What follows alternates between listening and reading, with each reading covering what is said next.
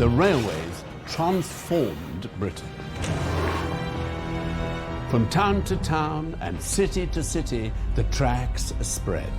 They changed the way we live forever. But there was a darker side to the advent of the railways.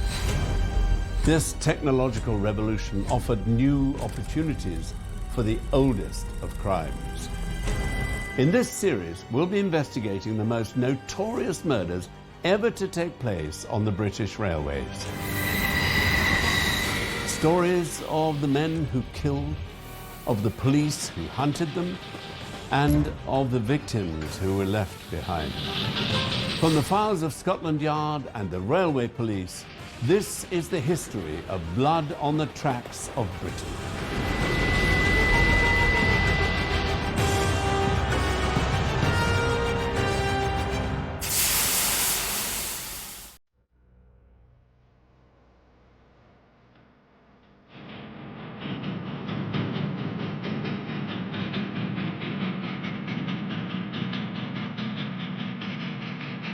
It was not the first time he'd been sentenced to death. The 23-year-old former soldier said nothing as he was taken away. A condemned cell was waiting for him. Would he pay the ultimate penalty this time? Or would he escape the noose once again?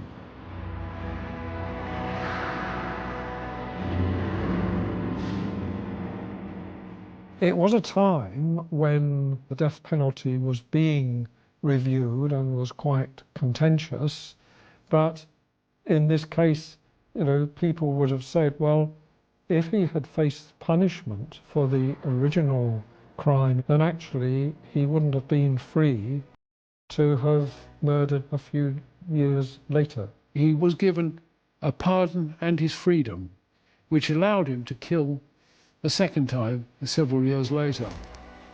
This is a case where a nice, inoffensive man might not have died if an earlier death sentence had been confirmed.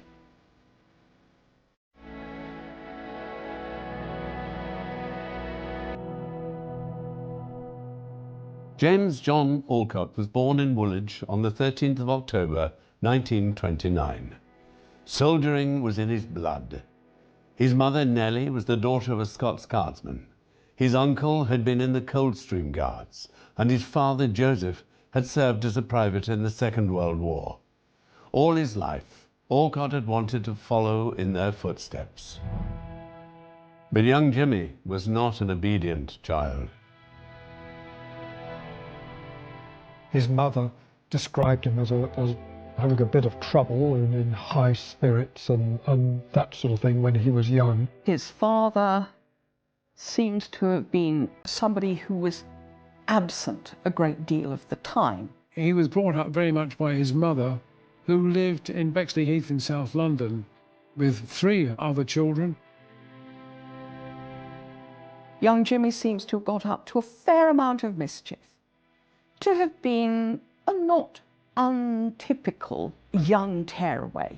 But as he moves into his early teenage years, he does descend into a greater criminality, somebody who is considered likely to become a career criminal unless action is taken. When he was 10 years old, he was caught stealing a bicycle. He was stealing money by the time he was 11, and his behavior became so bad that he was sent to an approved school for young people beyond parental control. He was at the institution in Farnborough for 3 years.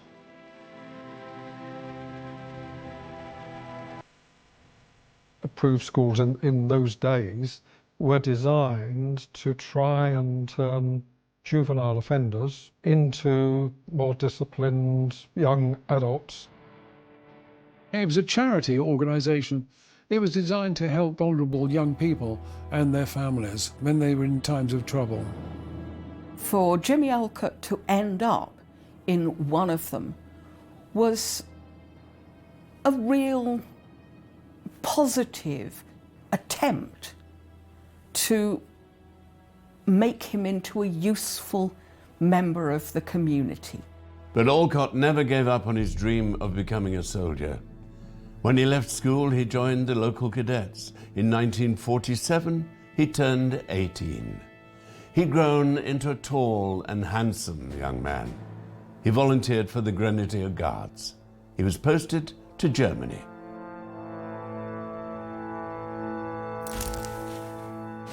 The Grenadier Guards were on occupation duties in Germany. It wasn't particularly exciting. It wasn't particularly challenging.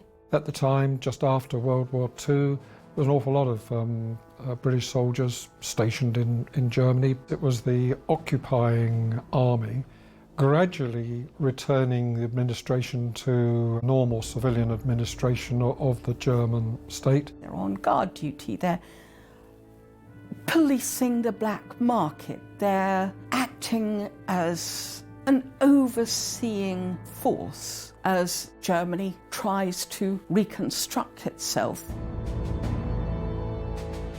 Alcott, however, had not left his rebellious ways behind. In September 1948, he snuck away from his base in Germany and went wandering in the countryside. There, he met a Czech refugee. The pair decided to walk together to France.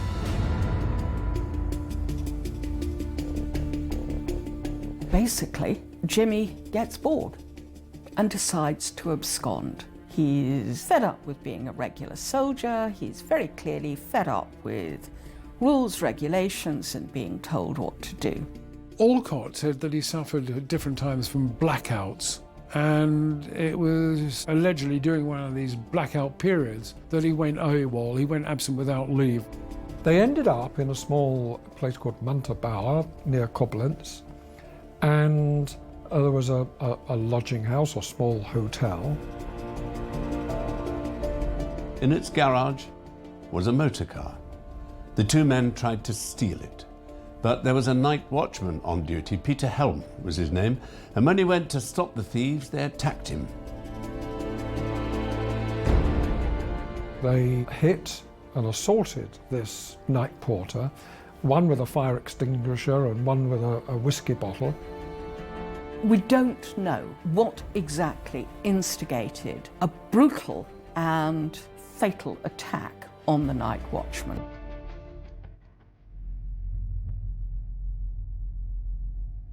Two days later, Alcott was found and arrested.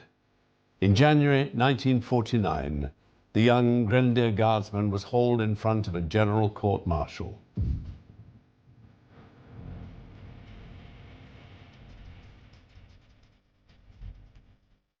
A general court-martial is the highest level of court-martial, and it is the only one that has the power to pass a death sentence. The normal court-martial dealt with all ranks in the army and general breaches of military law.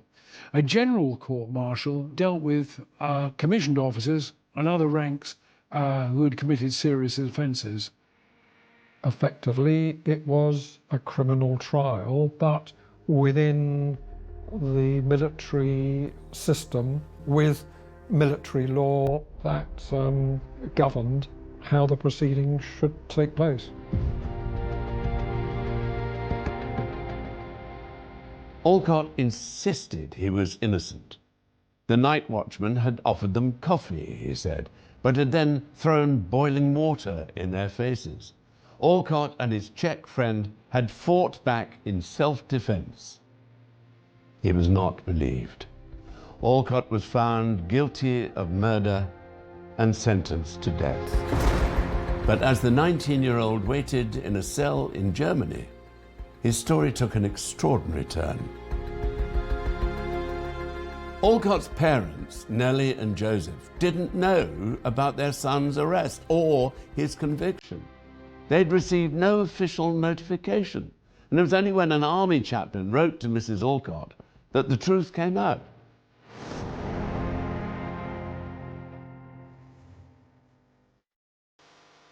The newspapers soon took up the story. A Labour MP pressed the War Minister in Parliament. How could the parents not have been told their son had been tried for murder and condemned to death?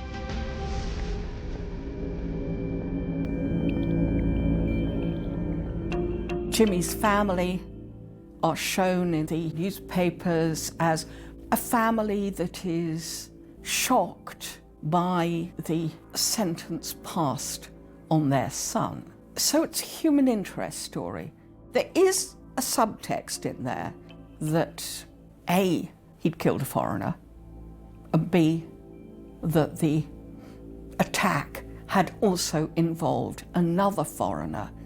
So there's something of a hint reading between the lines of perhaps it was the foreigners who really did the fighting. Death sentences handed down by court-martial had to be officially confirmed by the King, but for Jimmy Alcott the confirmation was delayed and delayed. Then, early in April 1949, a dispatch rider pulled up outside the home of Nellie Alcott. He was carrying a letter from the War Office. At first, Mrs. Alcott was too frightened to open it. When she finally worked up the courage to read the letter, she burst into tears. Her son's death sentence had been quashed. Jimmy was coming home.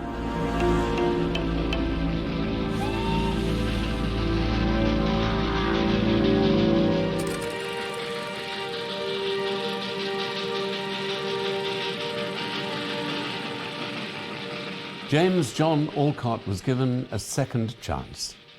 His death sentence was commuted by the King. He returned to England, where he was discharged from the army.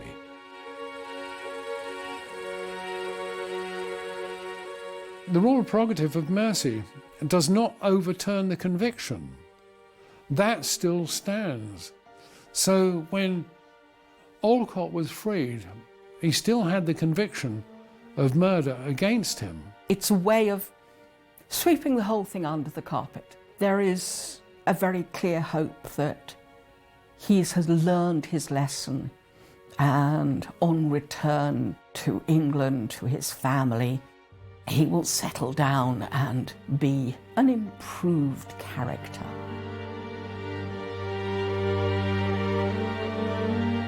Still just 19 years old, he began to build a new life for himself.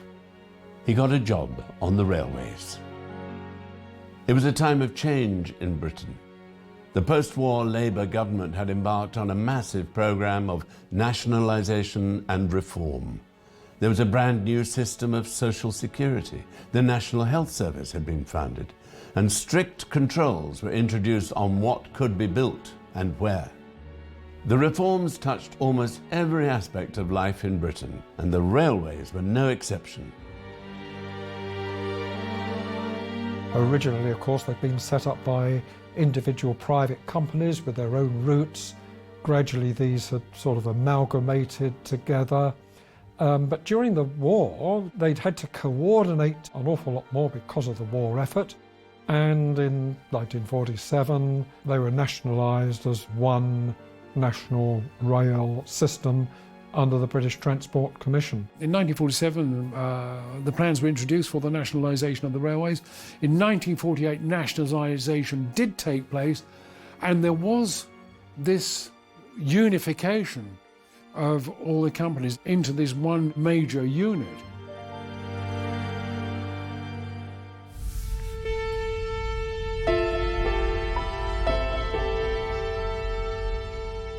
By 1952, Jimmy Alcott was working as a railway fireman. He was based at the Hither Green depot in southeast London. He'd married a French woman, and the couple lived in her grandmother's flat on Eltham Palace Road.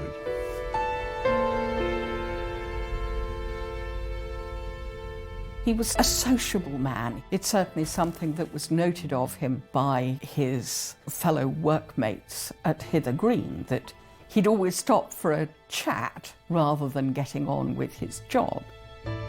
He got a job on the railway as a fireman, stoking the boilers of steam engines, which were very common in those days. He doesn't seem to have distinguished himself in any particular way. He's just average. He doesn't make waves, but he doesn't win the approval of his superiors.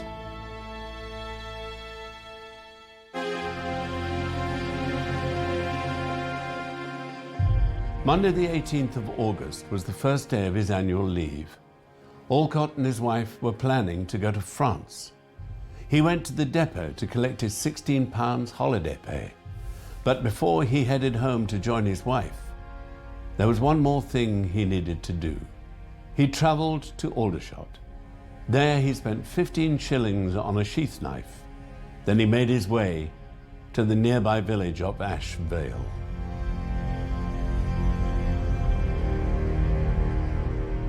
He never seemed to go back to his wife and take her to France as he'd promised, and perhaps that was part of his unreliable character, that he was wandering off. It's very plain that he deserts again, whether it's intended to be long-term, whether it's aberration, we just don't know, because he never provides any credible explanation. I find myself speculating that he's trying to meet up with old friends. It's an area he would have had a reasonable knowledge of because of his school days and because of his military career. It was probably that memory that had drawn him down to that area, and he visited the railway station.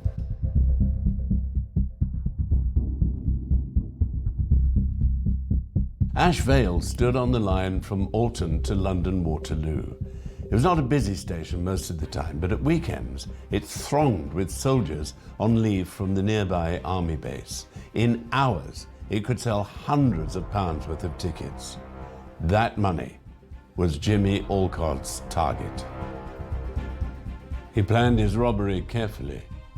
At first, he just watched. Ash Vale station was spread over 3 stories. Passengers entered at street level, they bought their tickets on the first floor, then climbed the stairs to the platforms and waiting rooms at the top. From 6 in the morning to 8 o'clock at night, at least 2 porters and a booking clerk were on duty. Every evening at 7:45, the clerk in the booking office drew down the shutters. Tickets and date stamps were handed to the senior porter. After that time, passengers had to buy their tickets on the platform.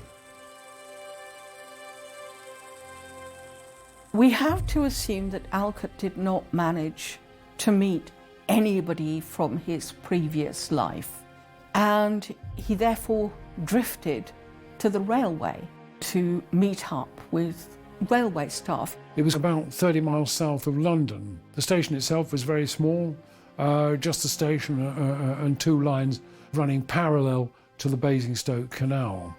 It was not a huge station, but it was a busy station. There was a lot of traffic, a lot of people from the garrison, the nearby military camp, would choose to use Ash Vale because it was more convenient than going all the way into Aldershot or all the way into Farnborough.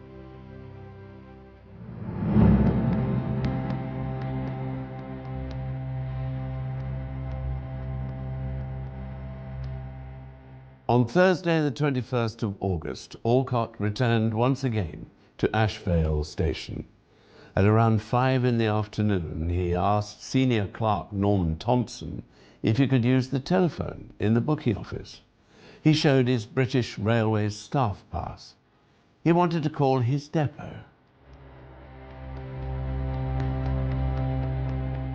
He worked the sidings at Hither Green, which was quite a large goods yard, and in shovelling the sort of clinker, which is the remains of ash from the boilers of these steam engines, he'd apparently shovelled some of this out and had injured one of his colleagues.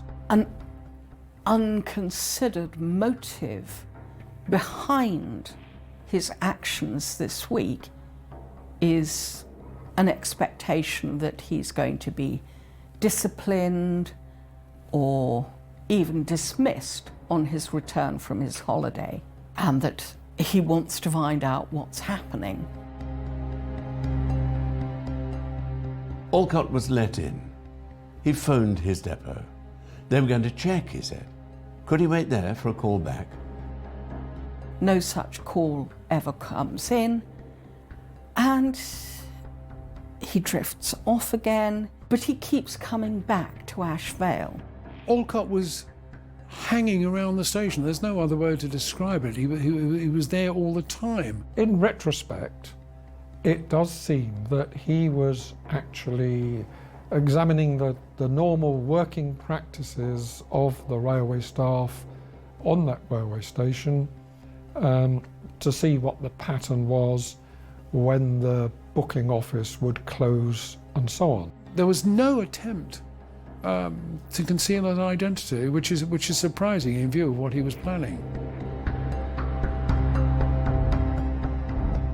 By closing time, Alcott had become so chummy with Norman Thompson that the older man offered him a lift back to Aldershot on his motorbike.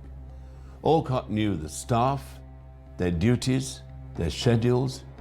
He knew where the money was kept and how he could access it, and he had the knife. Everything was ready. The next day was Friday. It would be one of Ash Vale's busiest days of the week, the perfect day for a robbery.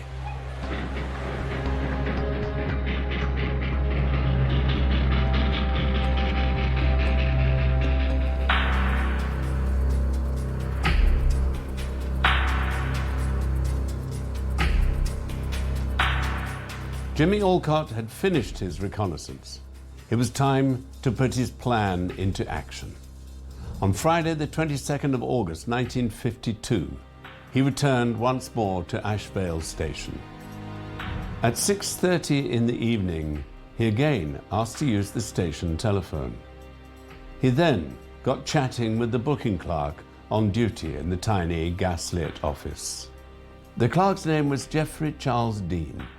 Like Alcott, the 27-year-old was an ex-soldier. He'd served with the paratroop regiment in Norway during the war. By August 1952, he had a 5-year-old daughter, and his wife was expecting their second child. He was in charge of selling the tickets, counting the money. He was the booking office clerk, so he was in charge of running that. He'd had this job for about 15 months or so, so he'd probably joined the railway as a booking clerk after he'd been demobbed after the war. He is someone who had served with respectability, if not huge distinction. During the war, he had been a dutiful member of the armed forces, and he was very proud of that service. His role at the station was that of sort of a wages clerk, and to see to the tickets and to tot up the cash at the end of each working day. He settles down to work for the railway, marries, and becomes a much liked, a much respected member of the local community. He gets involved with local things like football, and he's not in any way an intemperate man. He's a dutiful and dedicated employee, and he was liked. Everybody liked this unassuming, inoffensive man.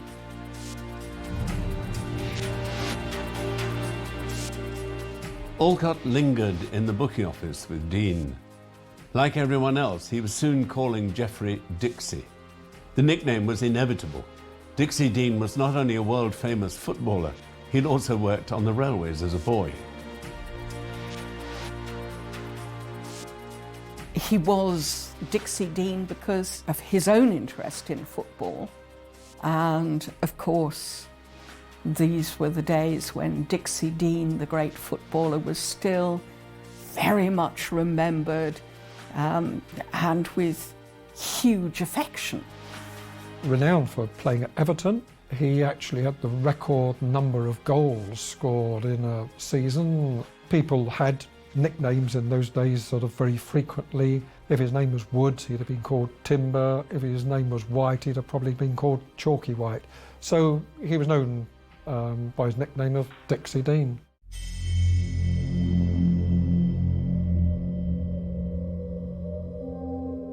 At 7:45, as usual, Dixie closed the office hatch.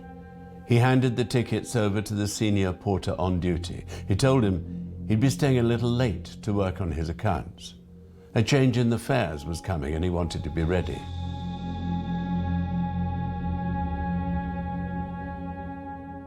That was part of his job. He had to make sure all the money tallied up and with all the records, and that was a job that they would have to do, by manuscript, because there weren't computers doing that sort of thing in those days. The last thing the porter saw as he moved away from the office was Alcott sitting in the office talking to Dean.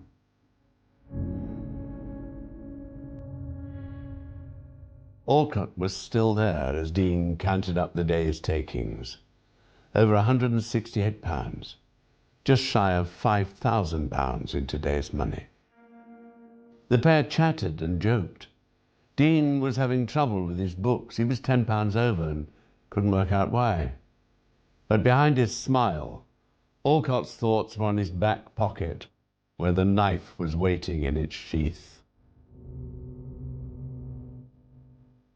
James Alcott had asked to use the telephone in the booking office to check up on this colleague that he had injured at Hither Green, and had actually, over that week, inveigled himself into the normal kind of activities of the staff, become known to the staff at Ash Vale, and they had trusted him as a fellow railwayman. He doesn't seem to have raised any particular surprise or alarm or comment. He was a fellow railwayman, he was hanging around, nobody quite knew why, but he seemed affable and pleasant, and he's young and chatty, so why not?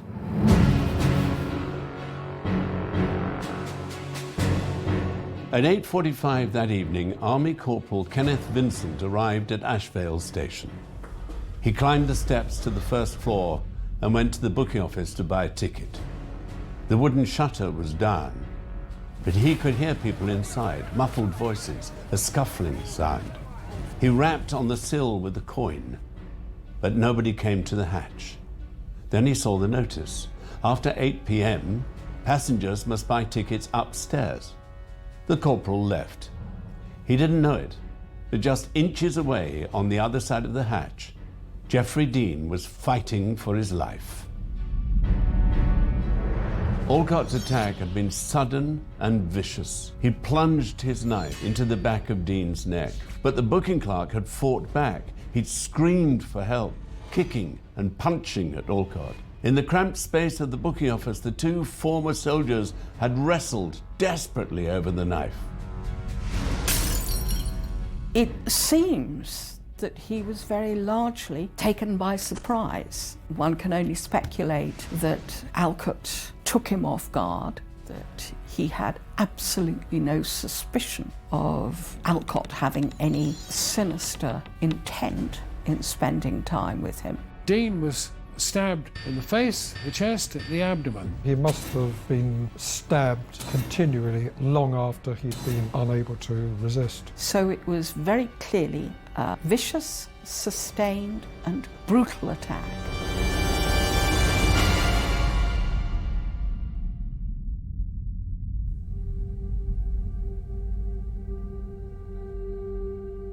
Shortly before 9 o'clock, a 15-year-old porter spotted something strange. Young Cedric Bull had just helped a passenger take some luggage down from the platform to the street, and as he was heading back up the stairs, he tripped and fell. Getting up, he saw a light on in the booking office. Surely Dixie wasn't still working. He knocked. There was no answer. He tried the door. It was locked. Cedric went out of the station. He climbed the grass embankment towards the window of the booking office, and perching on the sill, he peered into the tiny room. He could see Dixie on the floor. The booking clerk was covered in blood, and he wasn't moving. The boy scrambled back down the slope and ran inside. He alerted the station master, Mr. Luck, who ordered the office to be forced open.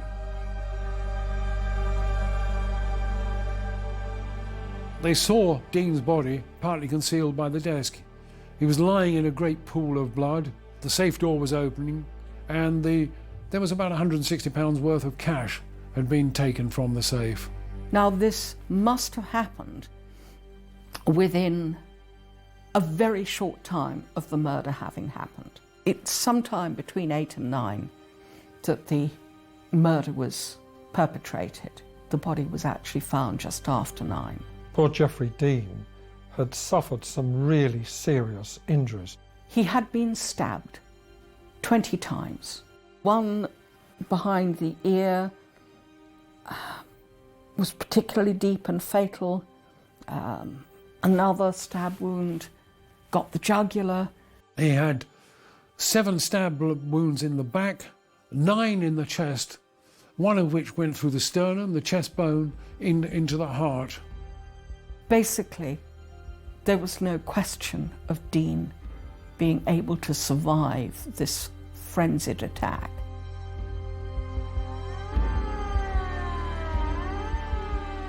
Police were quickly alerted, but there could be no doubt as to who had committed this terrible crime.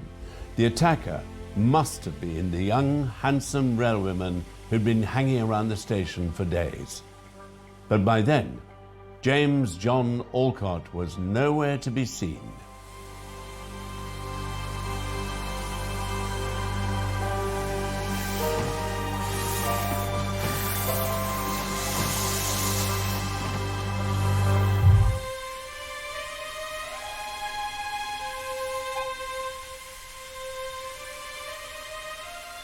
Police arrived at Ash Vale station within an hour of the murder. The booking office was photographed. Then the body of Clerk Geoffrey Dean was removed to Farnham mortuary.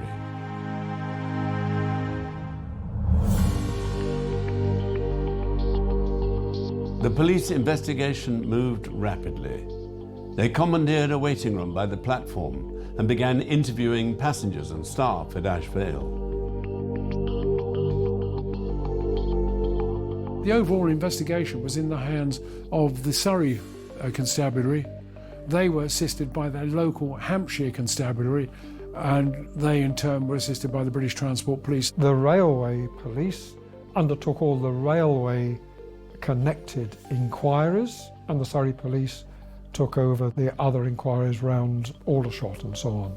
The inquiries soon led to the suspicion about James Alcott, and he was an unusual character, if not downright suspicious.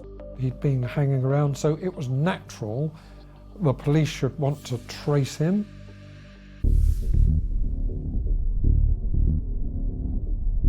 A description of the chief suspect was circulated to cafes and shops in the area, and a check was made of all local hotels and lodging houses.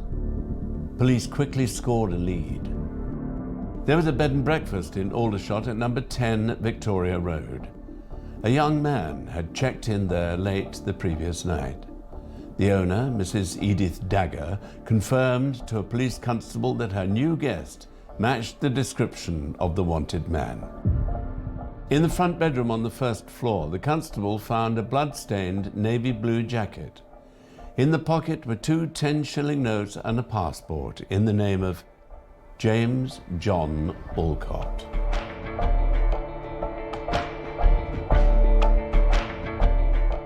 Alcott was not a particularly clever man. I don't even know whether he'd actually intended to kill Dean, and that quite literally he was bewildered. He did not know what to do. James Alcott was a strange character, and probably had been a strange character ever since he was a boy. It seems, looking at his youthful behaviour, that he had no idea of what the logical consequences of some of his actions would be. He doesn't return home, he doesn't hide, he just makes it easy for the police to find him.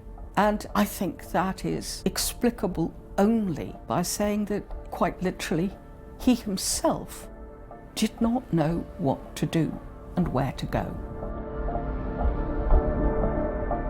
After his savage attack on Geoffrey Dean, Alcott had moved quickly.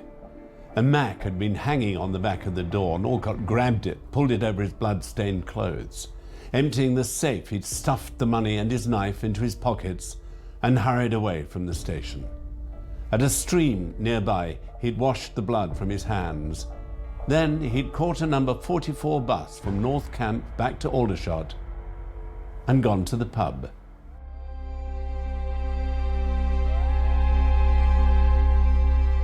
It is very difficult to work out exactly what was going on in his mind. He didn't seem to make any attempt to go to France with his wife or to leave the area, and I think nobody quite understood his mentality. He had his passport with him, and instead of making his way abroad or back to London, he stayed overnight in the area, and so a door-to-door inquiries the next morning quickly located his presence.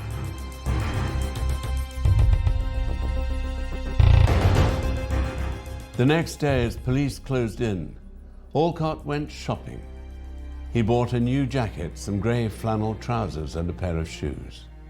He wrapped his old trousers in paper and dumped them on waste ground near Ordnance Road in Aldershot. But when he returned to his lodgings at 11:15 that night, the police were waiting for him.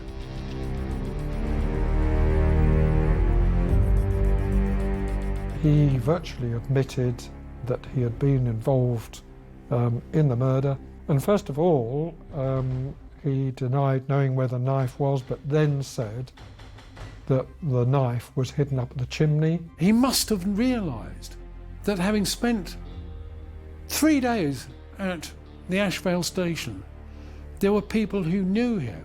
They knew his name. They knew the station he worked at in London. They'd seen his British Rail pass. When he was arrested, he made no secret of the fact that he had been responsible for the attack. So there was never any question of it being important to look for anybody else.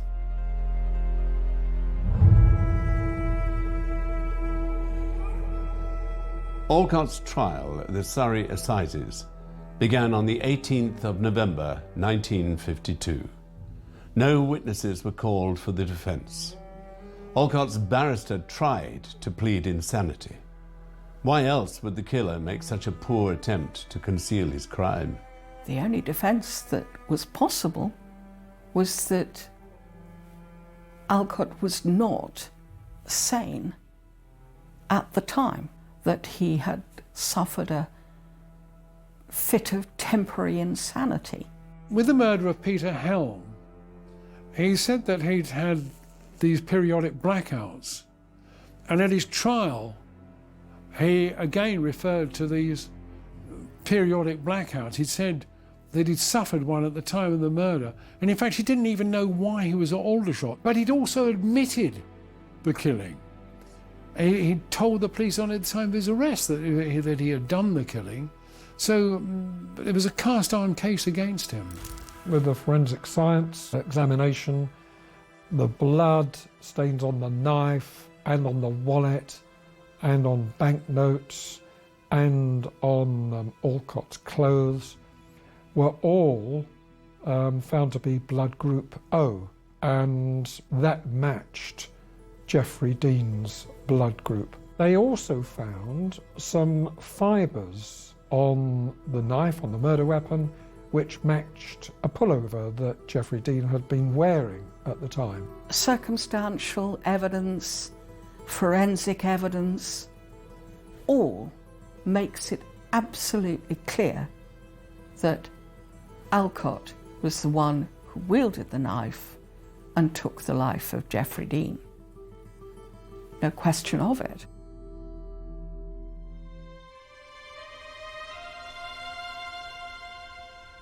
The jury, 10 men and 2 women, deliberated for 20 minutes. Then they returned with their verdict. Alcott was guilty. The judge, Mr. Justice Finnemore, sentenced the 23-year-old to death. Alcott had heard the words before, But this time there'd be no newspaper campaign, no questions in Parliament, and no reprieve. Alcott was executed at Wandsworth Prison on the 2nd of January 1953.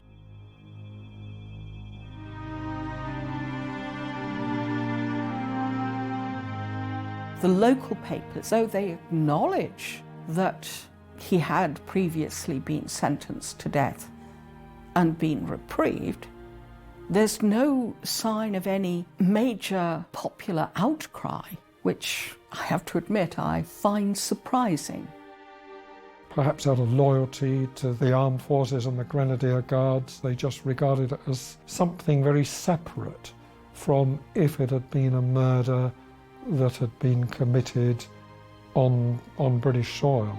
To have criticised the previous decision would, of course, have been to criticise the recently deceased king. So I think that helps to explain why more is not made of that particular aspect.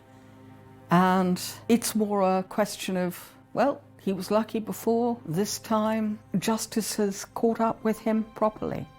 He knew what he was doing.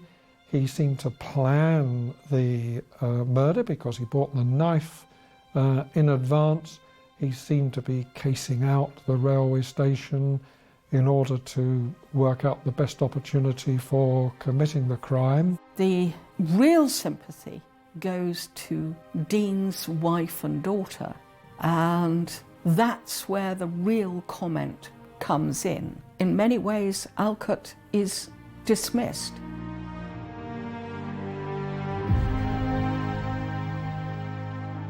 Alcott's victim, Geoffrey Dean, was laid to rest on the 29th of August 1952.